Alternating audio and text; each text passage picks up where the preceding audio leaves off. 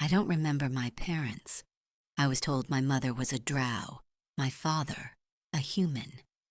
How I was conceived is a mystery. But how I ended up abandoned on the stone slab outside the gates of Yalden, that's even more of one. They say I was only 10 days old. The older kids at the orphanage whispered it like a ghost story. The adults never denied it. So I suppose it's at least a half-truth. I didn't fit in, not with them, not anywhere. My skin was tan gray, my ears too sharp, my eyes too unnaturally green. Every day I was reminded I didn't belong. If something broke, it was me. If someone stole, it was me. If rules were broken, even when I hadn't moved, it was me. I learned early that nothing comes free. Everything has a cost. We decide what we'll pay.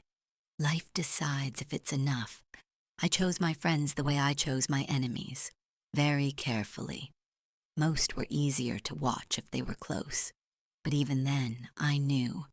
I could only truly rely on myself. One night, the older kids pulled me aside, said they needed help getting food. Food was always scarce, rationed by size and strength.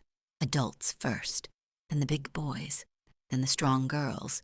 Then, if I was lucky, I got crusts that hadn't molded. They said if I helped, we could get meat. I was 7. I believed them. All I had to do was sneak through a window, drop down, open the lock. Easy, they said. It was late. We slipped out through the roof hatch. My first fear was old Crakey's, the night watchman. Mean old bastard. They said he once tore a boy's ear off for sneaking out. Luckily, Soraya came with us. Crakey's had a fondness for her. She was just old enough to catch his eye, and she knew how to use her body.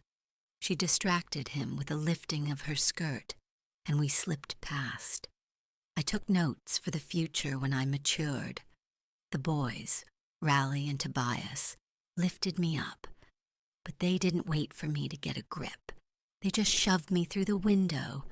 I hit the floor hard, and that's when I heard the growl, a deep, wet sound, and then I saw him. Breston, the Fletch. He stood in the doorway with a sneer and a half-tied guard-hound on a frayed rope.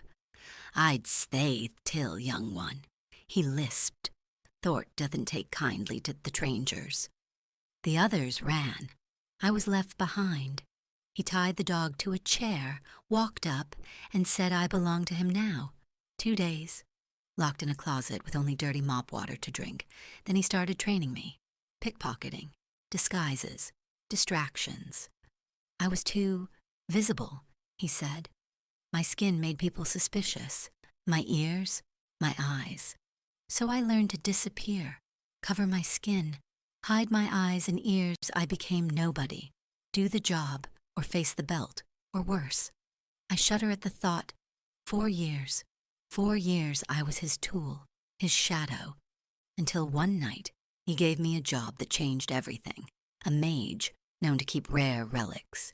The mark, a black crystal staff. I was a wild one. I really think Breston hoped I'd die. Mages don't leave their homes unguarded. I crept up to the door. It opened for me. No locks to pick. Simply opened. As soon as I stepped inside, it slammed shut. The world spun. I blacked out. I awoke in a chair. I wasn't tied, but I couldn't move. Before me stood a tall, weathered man in deep green robes, flanked by a young woman and man, both maybe 17. "I am Niles," the mage said. "I've been expecting you."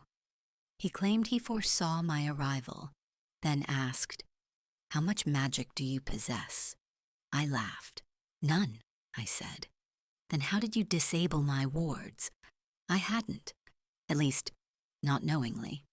It was then he offered to teach me magic. The others were furious.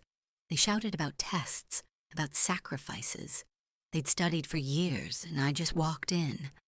But Niles simply said, "The decision is made. Now let's eat." A feast appeared. I ate everything. It never seemed to run out. I didn't feel full, just whole, satisfied for the first time in years. Then Niles led me to a private room. Inside floated a glowing crystal sphere. "Touch it," he said. I did, and everything changed. My mind cleared.